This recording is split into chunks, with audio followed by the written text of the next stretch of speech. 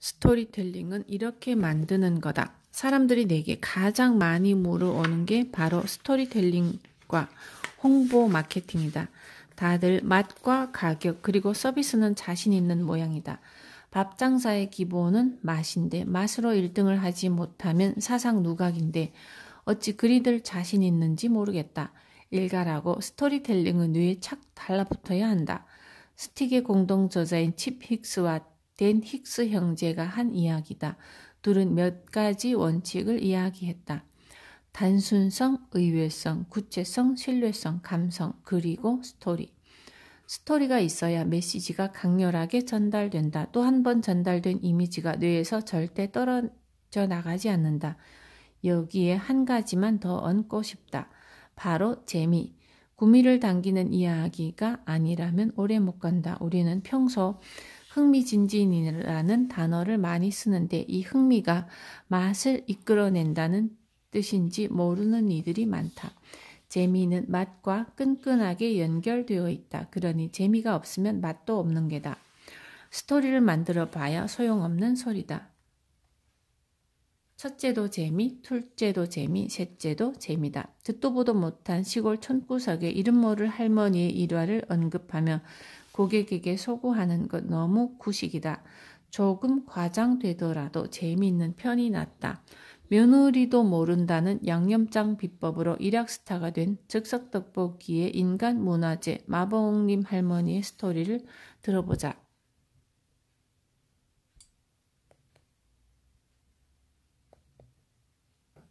그랬단다. 어느 날 짜장면을 시켜 드시는데 우연치 않게 떡이 대접에 빠졌단다. 떡이 있는 짜장면을 시킨 것도 하필이면 짜장면 먹다가 떡을 먹은 것도 왜 하필 짜장면 그릇에 빠졌는지도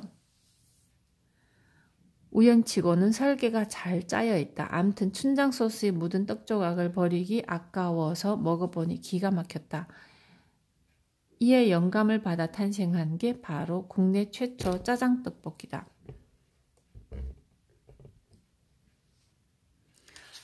더 오래된 원조가 있을지도 모른다. 상관없다. 인간은 알고 있는 사실만 믿으니 말이다. 그래서 우리는 마봉님 할머니의 이야기만 기억한다. 언젠가 일본의 니케이 레스토랑이라는 잡지에서 설문조사를 한 적이 있다. 특정 식당을 왜 2번 재방문하지 않느냐는 질문이었는데 대답이 기막히다. 1위가 그냥, 2위가 깜빡했다. 읽었을 때의 충격만큼은 고스란히 뇌리에 남아있다. 그래, 그럴 수 있겠다. 아니, 이게 정답이다. 워낙 많이 생기니까 굳이 기억할 필요가 없는 거다.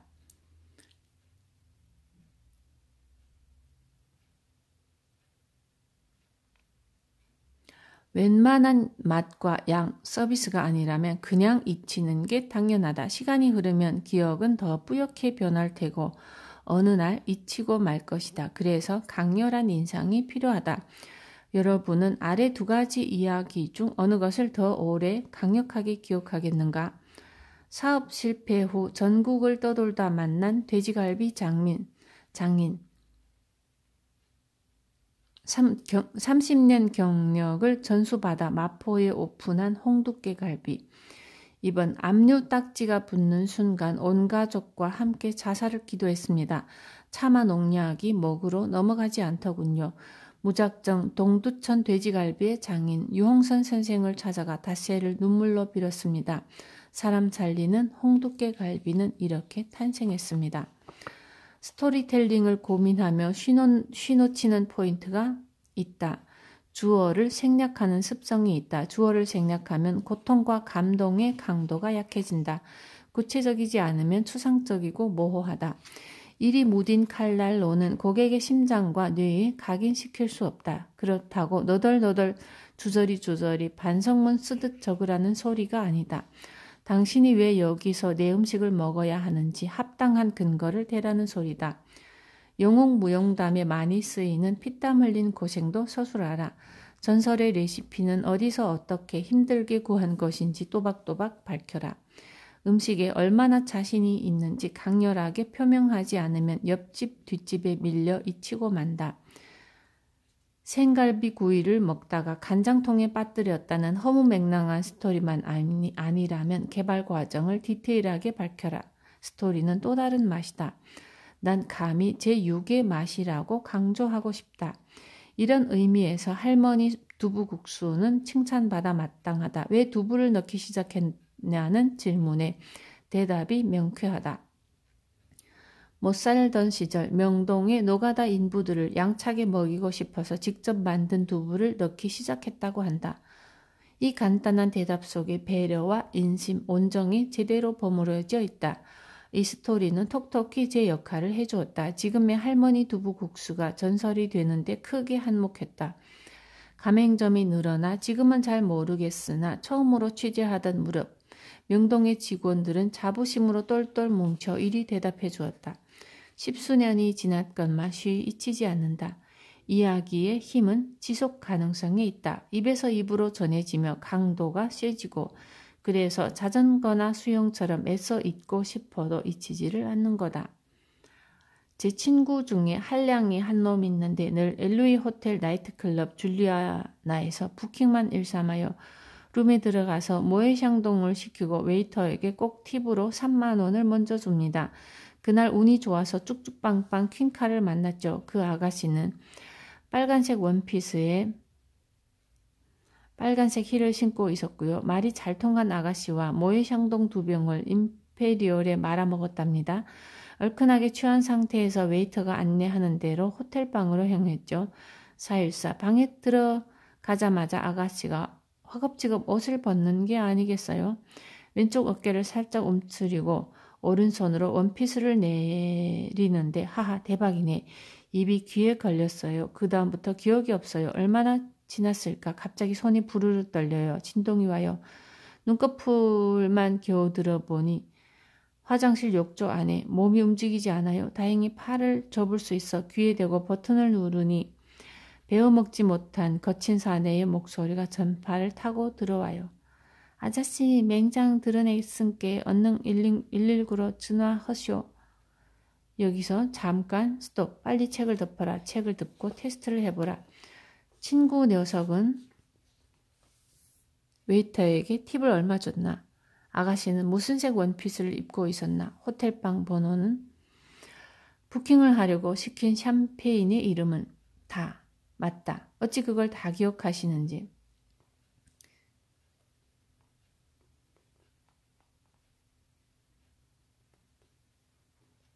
호텔 방 번호는 안 적혀있는데? 414 있구나. 다 맞다. 어찌 그걸 다 기억하시는지. 당신의 기억력에 큰 문제가 없다면 빨간색 원피스 아가씨 괴담은 앞으로 2년간 잊을 수 없을 것이다. 이게 바로 스토리의 힘이다. 흥미가 있어야 한다. 다음은 어찌 될까? 무슨 사건이 벌어질까? 우리의 주인공은 결론으로 치닫는 힘이 막강해야 한다. 다시 한번 반복한다. 반드시 주인공이 있어야 하고 그 주인공의 땀과 노력이 담겨야 하고 방해하는 무리들을 물리칠 수 있어야 스토리가 탄탄해진다. 그래서 드라마나 영화, 소설 속 주인공들은 늘 곤경에 처하게 된다. 갈비집, 백반집, 초밥집, 피자집, 호떡집, 국수집, 짜장면집 어디에도 적용 가능하다. 여러분이 사용하는 재료, 만드는 음식, 개발 과정은 한 번만 들어도 잊히지 않는다.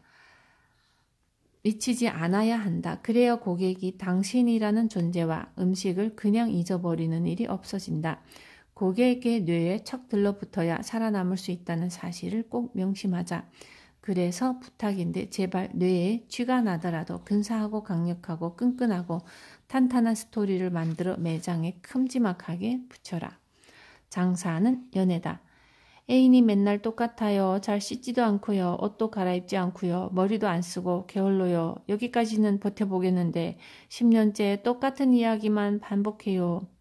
오래되면 시큰둥해진다. 매력이 떨어진다.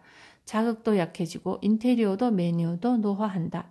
그러면 자꾸 딴 눈 판다. 그러다가 잊혀지고 떠나간 애인은 쉬 돌아오지 않는 법. 돌아올 이유가 딱히 없기 때문. 예전 걸 그리워하기에는 대체제와 보완제가 지나치게 많다. 그럼 나도 정신 바짝 차리고 새로 한번 나서볼까? 일단 그래. 인테리어가 제일 눈에 거슬려. 사실 인테리어는 소모품이다. 이미 본전 다 뽑았다. 미련을 못 버리니 촌스럽다는 소리를 듣는 거다. 3년에 본전 뽑겠다는 각오로 다 써버리는 게 도움이 된다. 일단 벽에 걸린 녀석들을 떼자. 엉성하게 놓인 장식물도 싹 치우고 이렇게 생각하면 쉽다. 없어도 되는 건 치우자, 버리자. 눈에 거슬려도 좋을 게 하나도 없다. 비울 공간을 채울 건 많다. 생각해보자. 누가 당신의 벽을 필요로 하겠는가? 꼴보기 싫어진 당신의 벽을 필요로 할 사람이 있겠는가? 그 벽을 돈까지 내면서 빌릴 천사가 있을까? 언뜻 떠오르지 않는다면 용도를 생각해보자. 벽은 무언가를 거는데 쓰인다. 그럼 뭘 걸면 좋을까? 생각도 훈련이 필요하다. 하락한 가치를 끌어올리면 이 정도 고생은 당연하다. 맞다. 사진이나 그림으로 대체하자. 기왕이면 사람도 같이 끌어들일 수 있는 작품을 걸자. 비싸다고. 아마추어 동호인들을 적극 활용하자. 장사하러 교회 나가자는 소리가 아니다. 작품을 걸고 싶지만 개인전까지인 무리를 찾자는 소리다. 사진, 유화, 수채화, 자수, 서예. 벽에 걸 수 있으면 된다. 동호회에 가입하고 적극적으로 유치하자. 그들은 자신의 작품을 걸 곳을 찾고 있다. 주차시설 넓으니 이만한 무기도 없다. 인사동 코딱지만한 갤러리에서 전시할 때도 수백이 든다. 이분들을 모시자. 연애도 장사도 용도가 분명해야 산다. 그리고 선점하라. 그것이 요리명이든 컨셉이든 뾰족하고 날카로운 단어의 선점이 점유와 장악을 보유한다. 수도권 아마추어 아티스트들의 데뷔 무대, 사람이 있는 갤러리, 음식이 맛있는 전시장, 주말에는 캠핑도 가능한 카페, 1년에 52번 옷을 갈아입는 카페. 낮 시간은 관객으로 채우고 저녁에는 동호인으로 채우자. 금요일 저녁부터 앞마당을 빌려주자. 바비큐족도 좋고 캠핑족도 좋다. 박을 대는 인간들로 아웃테리어를 완성하자. 나와 내 집을 찾아와줄 다 합당한 이유를 만드는 게 관건. 무엇보다 컨셉을 심플해야 한다. 연애는 상대가 많으면 잡혀가지만 장사는 상대가 많을수록 좋다. 단 업소 측에서 해줄 수 있는 게 많을수록 좋다. 보도자료를 대신 보내주거나 블로그와 SNS에 올려주는 등 데뷔하는 작가들의 애인이 되어주면 금상첨화. 메뉴도 바꾸고 싶다고. 미사리는 연애하러 가는 곳이다. 드라이브로 바람 쐬러 가는 게 맞다. 음식은 덤이고. 그래도 임팩트 있는 메뉴를 갖추고 싶다면 그냥 돈가스 정식 스테이크로는 곤란하다. 어디에서도 먹을 수 있는 메뉴는 경쟁력이 없다. 가장 오래된 터줏대감이라면 10만 명이 검증한 돈가스, 가장 넓은 집이라면 1000평 스테이크, 가장 작은 집이라면 체온을 느낄 수 있는 오므라이스. 이처럼 호기심을 자극할 수 있는 메뉴를 들여놓자. 호기심이 안 생기면 호감도 안 생긴다.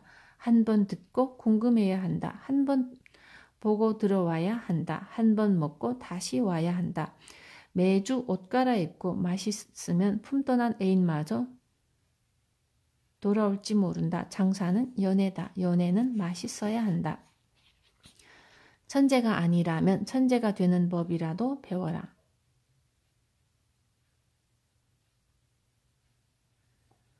경쟁이 심화되면 매출이 줄어든다. 한 번 빠지기 시작하면 무섭다. 걷잡을 수 없고 통제가 불가능하다. 그래서 가능한 빨리 대응하는 것이 좋다. 홍보와 마케팅을 할 여유 자금도 없는데 당장 하루 버티기도 힘든데 얼마나 답답한지 다 안다. 그래서 이 책을 구매한 게 아닌가. 해답은 의외로 간단한 데 있다. 해체와 조립. 외식업을 졸업하기 전까지 이 두 단어는 반드시 기억하시길 바란다. 해체와 조립. 오래전 이회수 선생의 들깨를 읽은 일이 있다. 하도 오래된 기억이 하도 오래되어서 기억이 가물거리지만 딱 한 대목만큼은 선명하게 남아있다. 주인공은 추위와 공포를 떨쳐버리기 위해 머릿속으로 시계를 분해하고 조립했다. 아마도 고통을 떨쳐버리기 위한 마인드 컨트롤이었을 게다. 지금 이 순간 여러분에게 필요한 게 바로 이 지겹도록 복잡하고 귀찮은 작업이다. 단 한 명이라도 내 가게와 음식에 관심을 갖고 문턱을 넘게 만들려면 지금 당장 시작하라. 내 음식이 만들어지는 모든 과정을 아주 치밀하게 기록하라.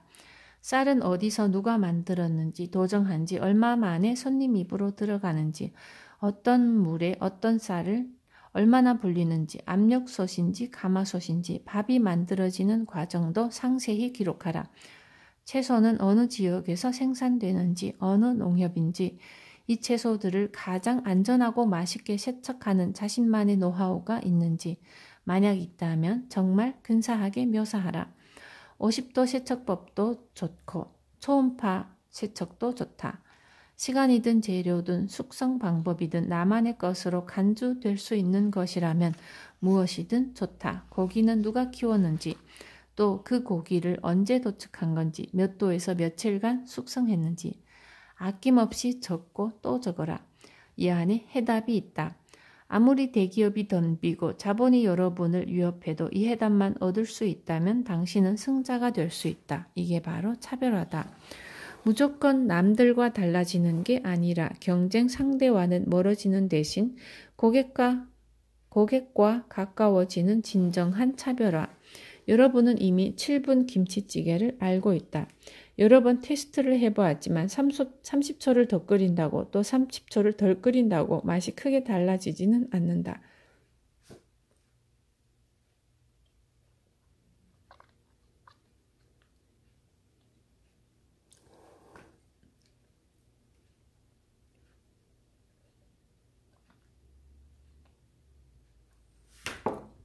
내 입맛에는 그랬다.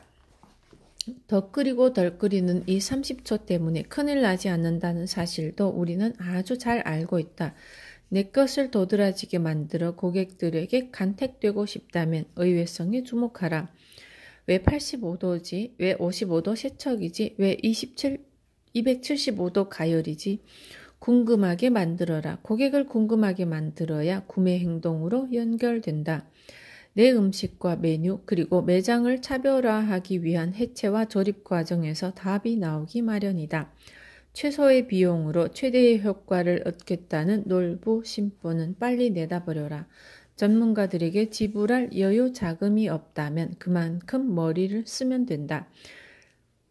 지나가는 행인이 스치듯 보더라도 어라? 저 집은 뭐지? 호기심을 불러일으킬 조리 과정과 이를 간단 명료하게 설명할 문구를 찾아라. 그리고 가장 잘 보이게 붙여라.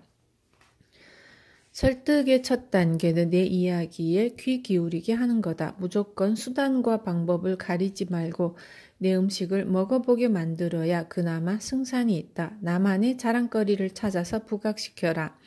대놓고 자랑할 수 있는 것들을 만들어라. 매장에서 매일 도정하는 쌀, 매 7분마다 짓는 밥, 유정란 즉석 후라이 185도 조림의 기술, 5도씨 해동의 비밀. 이도저도 아니면 해체 과정이라도 디테일하게 보여주자. 수천만 원을 호가하는 참치는 아니지만 아직도 여지는 많다. 홍대 상권에 가면 먹태 해체 하나로 주목을 받고 있는 사장님을 만나게 된다. 짝태와 노가리, 이 양반의 해체쇼를 보고 있노라면 눈이 휘둥그레진다. 이 집이 출연하기 전까지 짝태는 이랬다. 통으로 구워내주면 고객이 찢어 먹는다. 아니면 찢어준 먹태를 내주면 마요네즈 간장에 대충 찍어 먹는다. 이게 룰인 줄 알았는데 더 이상의 서비스를 기대하지도 상상하지도 않았는데 이 양반이 짝태를 예술의 경지에 올려놓았다. 손님이 보는 앞에서 짝태 해체쇼를 벌인다. 설명을 곁들여 부위별로 속살을 분리한다. 이리 하면 어찌 되는지 아시는가? 짝태에 있어서만큼은 전국 최고가 되는 거다. 이런 정성과 열정 그리고 전문성이라면 대기업이 아니라 대기업 할애비가 온다고 해도 겁낼 이유가 없다. 분명 누군가는 당신을 따라하겠지만 이 사회는 1등만 기억한다. 즉 원조가 되는 거다. 이 해체하는 모습을 동영상으로 촬영해서 SBS 생활의 달인이나 KBS 생생정보 플러스에 보내면 작가들이 아주 좋아한다. 우리끼리 이야기지만 그들은 늘 새로운 아이템에 목말라 있다.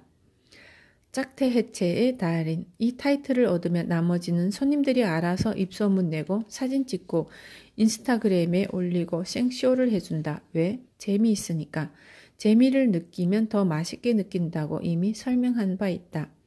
그 흔한 짝태 하나로 대한민국 최고가 된 남자의 이야기를 듣고도 뭔가 내 것에 도전해보지 않는다면 당신은 외식업주로서 자격이 없는 거다. 이 바닥을 최대한 빨리 떠나는 게 여러모로 도움이 된다. 천재가 아니면 천재가 되는 법을 배우면 그만이다.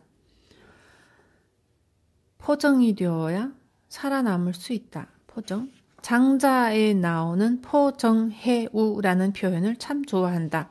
솜씨가 뛰어난 백정, 포정이 소의 뼈와 살을 발라낸다는 뜻이다. 신기에 가까운 솜씨를 비유하거나 기술의 묘를 칭찬할 때 비유하여 이르는 말이다. 한자 한자 풀어보면 이렇다. 부옥, 포, 산의 정, 풀해, 소우. 글자 그대로 포정이, 백정이 소를 분해하고 해체한다는 의미다. 어쩌다 소 잡는 백정이 고사성어의 주인공이 된 것일까? 외식업을 하겠다는 분뿐만이 아니라 사업을 진행하려는 모든 분들에게 큰 도움이 될 만한 의미 있는 글이나 함께 보자. 포정이 문해군을 위해 소를 잡은 일이 있었다. 그가 소의 손을 대고 어깨를 기울이고 발로 짓누르고 무릎을 구부려 칼을 움직이는 동작이 모두 음률에 맞았다. 문해군은 그 모습을 보고 감탄하여 어찌하면 기술이 이런 경지에 이를 수가 있느냐? 라고 물었고 포정은 칼을 놓고 다음과 같이 말했다. 제가 반기는 것은 도입니다. 손끝의 재주 따위보다야 우월합니다. 제가 처음 소를 잡을 때는 소만 보여 손을 댈 수 없었으나 3년이 지나자 어느새 소의 온 모습이 눈에 띄지 않게 되었습니다. 요즘 저는 정신으로 소를 대하지 눈으로 보지 않습니다. 눈의 작용이 멎으니 정신의 자연스러운 작용만 남습니다. 그러면 천리를 따라 쇠가죽과 고기, 살과 뼈 사이에 커다란 틈새와 빈 곳에 칼을 놀리고 움직여 소의 몸이 생긴 그대로 따라갑니다. 그 기술의 미묘함 덕분에 아직 한 번도 칼질을 실수하여 살이나 뼈를 다치게 한 적이 없습니다. 솜씨 좋은 소잡이가 1년 만에 칼을 바꾸는 것은 살을 가르기 때문입니다. 평범한 보통 소잡이는 달마다 칼을 바꾸는데 이는 무리하게 뼈를 가르기 때문입니다. 그렇지만 제 칼은 19년이나 되어 수천 마리의 소를 잡았어도 칼날은 방금 숫돌에 간 것과 같습니다. 제 뼈마디에는 틈새가 있고 칼날에는 두께가 없습니다. 저 소의 뼈마디에는 틈새가 있고 칼날에는 두께가 없습니다. 두께 없는 것을 틈새에 넣으니 널찍하여 칼날을 움직이는데도 여유가 있습니다. 그러니까 19년이 되었어도 칼날이 방금 숫돌에 간 것과 같습니다. 하지만 근육과 뼈가 엉긴 곳에 이를 때마다 저는 그 일의 어려움을 알기 때문에 두려워하고 경계하며 손을 천천히 움직여서 칼의 움직임을 아주 미묘하게 합니다. 살이 뼈에서 털썩하고 떨어지는 소리가 마치 흙덩이가 땅에 떨어지는 것 같습니다. 칼을 든 채 일어나서 둘레를 살펴보며 머뭇거리다가 흐뭇해져서 칼을 씻어 챙겨 넣습니다. 허구한 날 칼을 갈아치우는 대부분의 백정들과 달리 포정은 수천 마리의 소를 잡으면서 단 한 자루의 칼만 사용했다. 뼈와 살 그리고 칼을 완벽하게 이해한 덕분이다. 동서고금을 막론하고 완벽하면 주위에서 감동한다. 감동한 이는 이 사실을 지인들에게 알리고 싶어 안달이 난다. 반대로 디테일이 살지 않으면 고객은 절대로 감동하지 않는다. 행인을 손님으로 만들기 위해서는 대담함과 용기가 필요하고 손님을 단골로 만들기 위해서는 섬세함과 배려가 필요하다. 밥장사나 한번 해볼까? 맹목적으로 덤비는 사람들이 많다. 안타깝고 안쓰러워 죽겠다. 밥장사는 아무나 하는 게 아니다. 천재가 하는 거다. 종합예술인이 아니면 성공하기가 쉽지 않다. 무턱대고 준비도 없이 덤비니 3년 안에 쪽박차고 전 재산을 날리게 된다. 만약 성공하고 싶다면 1등이 되어라. 본인이 결정한 아이템의 맛이 적당해서는 어림도 없다. 남들과 비교도 안 될 정도로 뛰어나고 중독성이 강해야 한다. 세상은 너무 빨리 변한다. 그 변화 속에서 고객의 뇌리에 각인되려면 포정 같은 절대 고수가 되어야 한다. 매일매일 부러움과 시기 속에서 살아가는 하수일수록 이런 소리를 많이 한다. 처음에는 장사가 꽤 잘 됐었는데. 지금 안 된다는 소리는 고객이 좋아하는 맛과 여러분의 음식이 맞지 않다는 걸 의미한다. 그래서 오지 않는 거다. 딱 한 번 맛을 보고 오지 않는다는 건 딱 한 번만 먹을 가치가 있다는 의미이다. 누가 아무리 강요를 해도 2번 먹고 싶지 않은 맛을 내고 있으니 손님이 발길을 끊는 거다. 포정처럼 고객의 마음을 읽어야 한다. 맛있다고들 하던데 빈말이다. 정말 맛난 음식을 입에 넣으면 웃음이 나오고 눈이 감긴다. 그리고 사랑하는 사람을 데리고 다시 오고 싶어진다. 손님들 중 몇몇이 맛있다고 던진 인사치레에 감동해서 성장이 멈춘 꼴이다. 연구하고 또 연구해야 하거늘 가벼운 칭찬 몇 마디에 만족해서 자멸해버린 꼴이다. 사필, 귀미, 모든 건 맛으로 귀결된다. 맛이 없는 것에 대해서는 아무리 관대한 사람도 너그럽지 않다. 그래서 준비 기간이 중요한 거고 전국의 맛집을 돌고 비교 분석하고 정답을 만들어야 한다. 매니저 어드바이스. 이 정도면 됐어. 도대체 대한민국 외식업 대표들이 가장 좋아한다는 이 정도는 누가 결정한 것일까? 정부가 정한 가이드라인이라도 있는 걸까? 아마도 친인척들, 가까운 지인들이 그 정도를 만들었을 가능성이 높다. 의미 없는 칭찬에 춤을 추니 고객이 등을 돌리는 거다. 그 정도에서 만족했으니 고객이 딱 그 정도만 방문하는 거다. 이것만 기억하자. 밥 장사는 첫째도 맛, 둘째도 맛, 셋째도 맛이다. 그것도 내가 좋아하는 맛이 아니라 고객 최대 다수가 최대 행복을 느낄 수 있는 맛.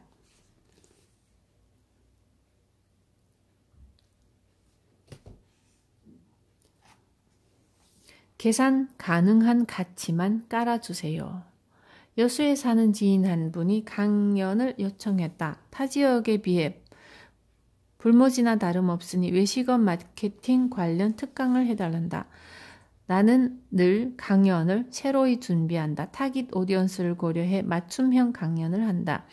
예비 창업자들도 꽤 많이 신청했다는 소리를 듣고 더 신중해졌고 강연이 물 흐르듯 무리 없이 진행되고 있었는데 어이쿠 갑자기 마이크가 고장 나버려 잠깐 중단되었다. 강연이 중단되면 맥이 끊긴다. 다시 추스리는데 시간이 걸리고 이때다 싶어서 질의응답 시간을 갖기로 했다. 10여 년 전 재미를 본 감자탕집 사장님이 고객이 반으로 줄었다면서 벌면 소리를 한다. 미안하고 안쓰럽고 극약 처방을 해주면 좋으련만 아이템도 인테리어도 메뉴도 노화된 상태에서 쉬운 일이 아니다. 몇 개의 질문과 대답이 오가고 강단으로 오르려는 순간 수줍은 목소리가 들린다.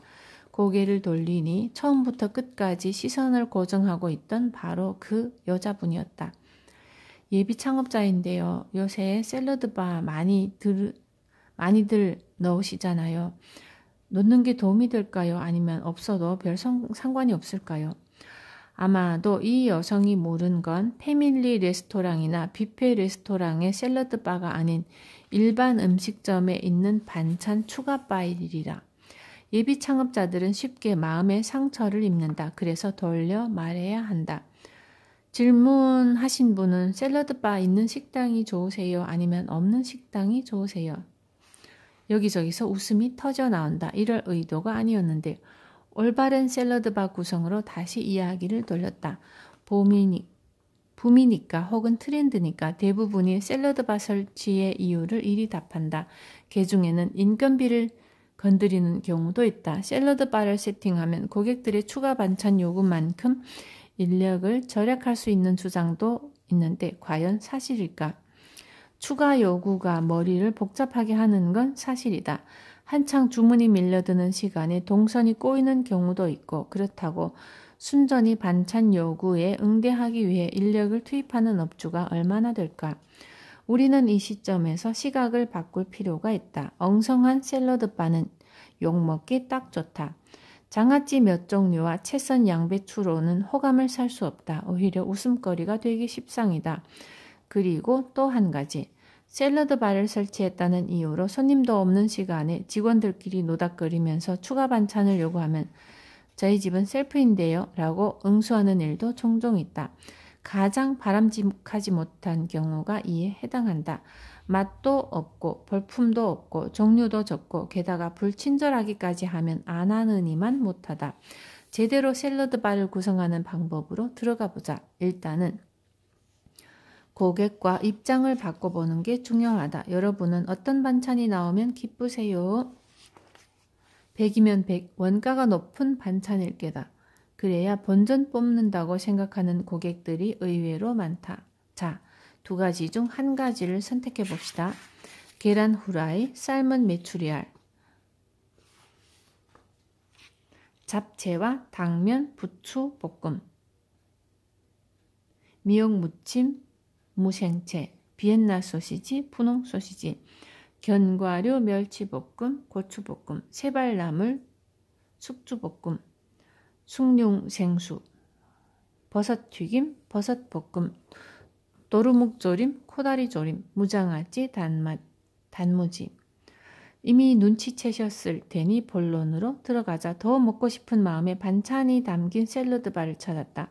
만약 당신이라면 어느 쪽에 높은 점수를 주겠는가? 만드는 사람도 중요하지만 어쨌든 음식을 팔아야 하는 입장이라면 반드시 고객의 입장을 이해해야 한다. 좌측과 우측의 반찬들은 시중의 반찬 샐러드바에 자주 등장하는 메뉴들을 적어본 것이다. 식성에 따라 호불호가 나뉘겠지만 잊지 마시라. 인간은 계산하는 동물. 호모 카운티스라는 사실을, 내가 주문한 메뉴의 가격에서 추가로 먹을 수 있는 반찬들의 가치를 끊임없이 더하고 뺀다. 7,000원짜리 청국장을 주문했는데 위의 메뉴들 중 계란 후라이 2개, 비엔나 소시지 3개, 도루묵조림 1마리, 버섯튀김 6개를 추가로 먹었다면 합계 2,900원어치 이득을 보았다고 판단한다. 이제 셈이 복잡해진다. 추가로 받은 혜택은 그 가치를 반 정도밖에 인정하지 않는다. 어차피 덤이라는 생각이 지배적이기 때문이다. 결국 1,500원 정도를 구체적 이익이라 평가하고 메뉴 가격에서 제한다. 7,000원짜리 식사를 5,500원 정도에 했다고 만족하기에 재방문이 이루어지는 것이다. 만약 그저 그런 엉성한 반찬들만 수북이 쌓아 놓았다면 혜택받은 금액이 제대로 계산되지 않아 있으나마나라고 결론 짓기 쉽다. 득이 되지 않는다면, 고객의 마음을 훔칠 수 없다면 굳이 샐러드바를 놓을 필요가 없다. 단 진정으로 고객을 위하고 나를 위한다면 가치가 쉽게 드러나는 반찬들을 추가로 올리시기 바란다. 우리 모두는 호모 카운티우스라는 사실을 잊지 마시기. 왜 우리 가게만 손님이 없는 걸까?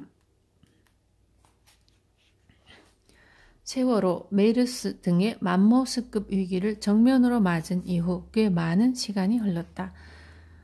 그럼에도 불구하고 회복될 기미가 보이지 않는 불경기 앞에서 나오는 영세한 외식업체 대표들은 한탄한다.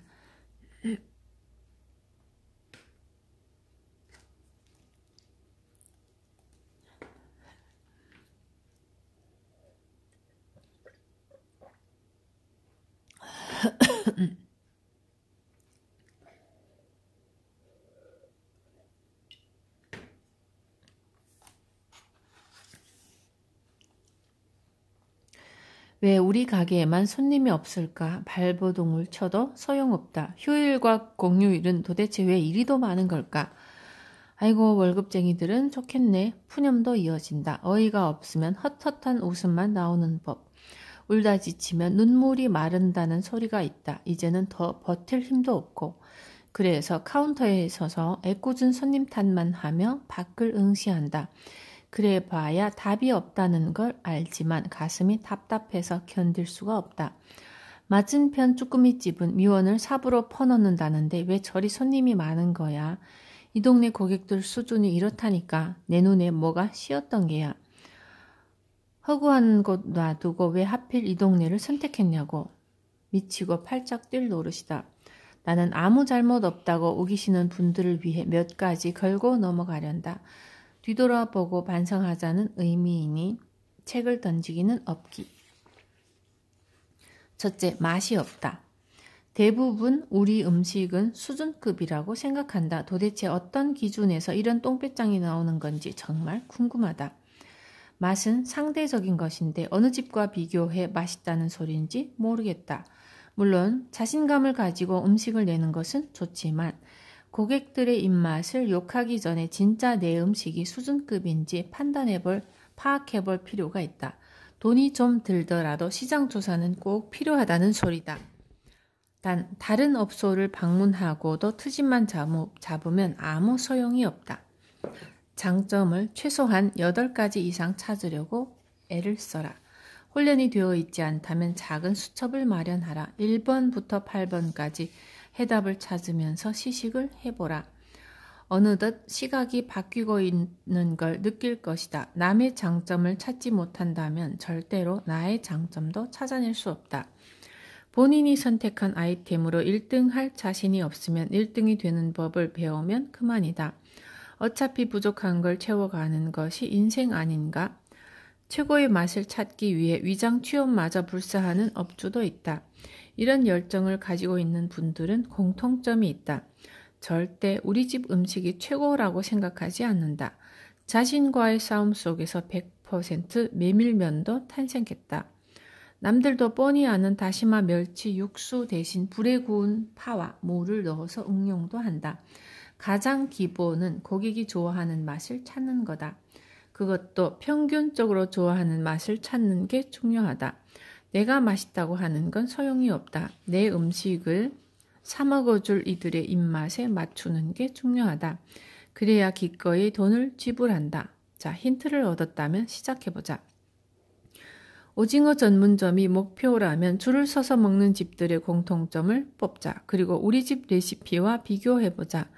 이 과정에서 나의 약점이 드러나면 과감하게 수정하자. 원가 생각하기 없기다. 대박집은 장사가 잘 되니 산지 직송이 되고 결국 좋은 재료를 쓸 수밖에 없는 거 아니겠어? 이런 변명은 하지 말기다. 자신의 판단을 합리화하는 게 인간의 본성이다. 하지만 냉정해질 필요가 없다. 자신만의 독창적 레시피를 갖기 위해 반복해서 문제를 풀어보는 것이 유일한 해답이다. 둘째는 가격이 비싸다. 대부분 가격을 책정할 때 기준이 모호하다. 남들이 다 이 가격에 파니까 별 문제 없지 않겠어. 그렇게 안심한다. 하지만 고객의 입장은 다르다. 가격을 평가할 때 고려하는 사항이 많다. 음식, 인테리어, 분위기, 플레이팅, 밑반찬 서비스 참 많은 항목들을 복합적으로 분석해서 점수를 준다. 이 항목들 중 하나라도 부족하면 비싸다는 쪽으로 기운다. 역사와 전통을 자랑하는 노포에서는 주눅이 들어 판단이 흐려진다. 비싸다고 느끼지만 다 그럴 만한 이유가 있지 않겠어 하며 한 발 물러선다. 반면 같은 가격을 받는 신생점이 있다면 상황이 역전된다. 오픈한 지 얼마 안 된 것 같은데 이 가격을 받는다고 뭔가 꺼림칙한 느낌에 찬찬히 뜯어보기 시작한다. 훨씬 더 좋은 재료와 시간 그리고 인건비를 투자했어도 점수에 인색해진다. 이런 까닭에 가격 책정에도 전략이 필요하다. 30년 전통과 1년 경험은 차이가 크다. 이 사실을 고객들도 안다. 인정할 수 있는 범위 내에서 가격을 책정하는 것이 현명하다. 족발을 예로 들면 장충동의 원조집이 5만 원을 받는다고 해서 이제 막 개업하는 나도 5만 원을 받을 수는 없는 일. 굳이 창업주가 이 가격을 받고 싶다면 뭔가 특별한 선물을 마련해야 한다. 목동 오목집의 무한리필 해물 전골처럼 고객이 공감할 만한 혜택을 펼쳐놓지 않으면 외면당하기 쉽삼. 이 간단한 원리를 모르거나 일부러 무시하는 이들이 많은데 동감하지 않으면 감동은 없다. 그러니 납득할 만한 수준에서 얄밉도록 치밀한 가격을 제시해야 한다. 설득이 가능한 수준은 이렇다. 가격만 놓고 보자면 10에서 15% 내린 수준이 합당하다. 즉, 당신이 장사 초보라고 생각한다면 42,500원에서 45,000원 선이 저항감이 덜하다. 여기에 펄펄 끓는 계란찜이라도 한 뚝배기 내놓는다면 고객은 충분히 지갑을 열 것이다. 고객의 무의식 속에 자리 잡고 있는 가격 저항선은 그리 만만한 것이 아니다. 저 집은 이유 없이 비싸기만 해 라는 손가락질을 피하고 싶다면 그들의 심리를 분석하고 파헤쳐 볼 필요가 있다. 권리금, 임대료, 인테리어 비용은 고려하지 않느냐고? 하얀 띠가 이것까지 따지고 드니까 당신 집에만 손님이 없는 거다. 세 번째는 더럽다. 최소율의 법칙이라는 것이 있다. 독일의 화학자 유스투스 폰 리비히 선생이 만든 이론이다. 같은 조건에서 키운 작물의 크기가 왜 다른지 처음 밝힌 분. 식물의 크기는 부족한 영양분에 의해 결정된다는 사실을 입증했다. 이후 많은 학자들과 마케터들이 이 이론에 살을 덧붙였다. 이해를 돕기 위해 물통 그림도 적극 활용했다. 높이가 1m인 판자 9장과 60cm인 판자 1장을 가지고 물통을 만들면 물은 아무리 애를 써도 60cm 높이밖에 채워지지 않는다는 설명과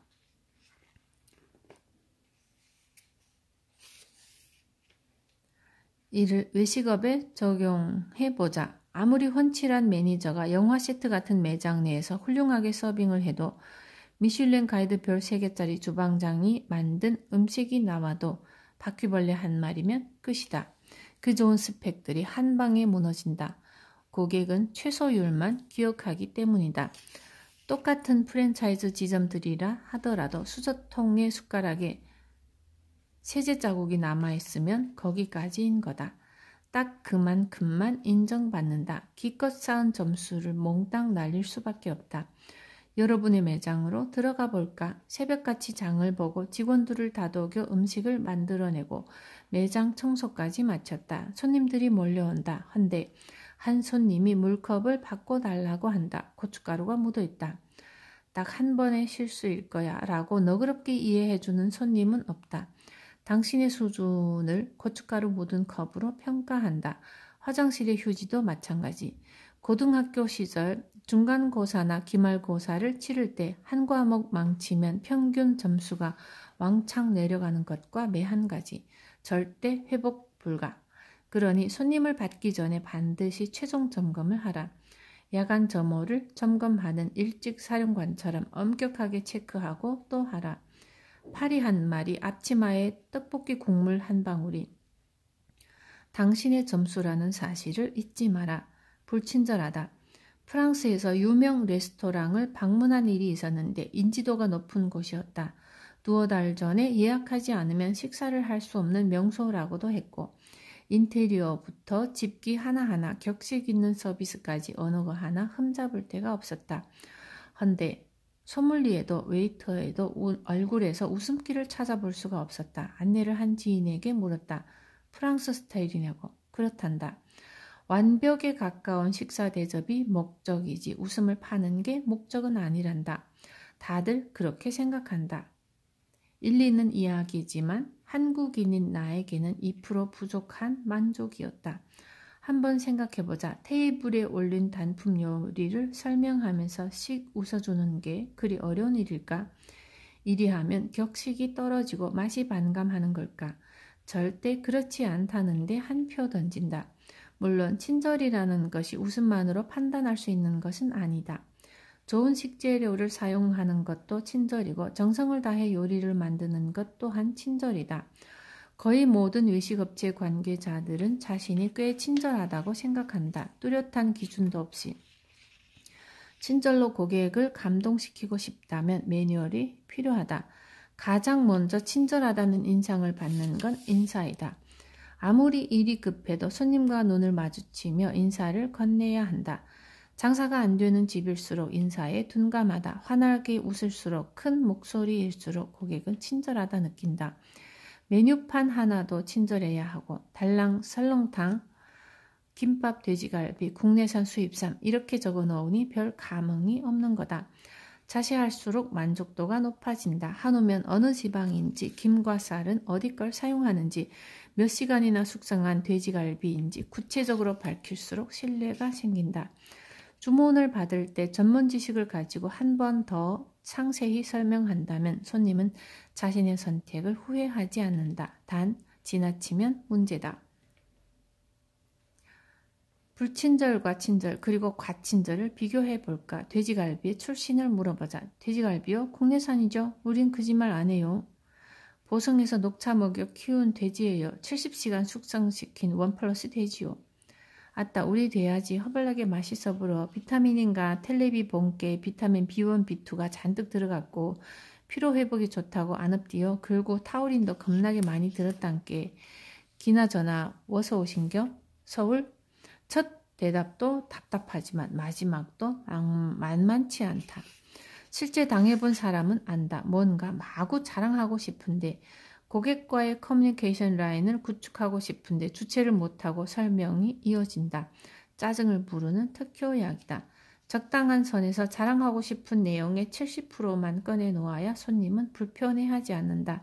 설득 심리학의 명언이 떠오른다. 10가지를 다 전달하려고 하면 아무것도 전달할 수 없다. 5번은 엉뚱한 고집을 부린다. 얼마 전 커피숍에서 쫓겨난 일이 있다. 고사 직전에 자영업자를 도와주러 나선 길이고 썩 내키지 않았지만 그이가 안내하는 카페로 들어갔다.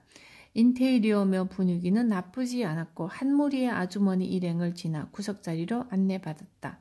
손님은 달랑 한 테이블이었는데 너무 소란스러웠다.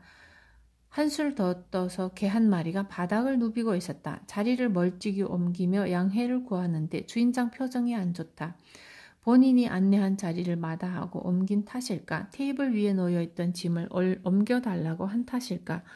이런 표현까지 쓰기는 싫은데 구시렁대는 폼이 가관이다.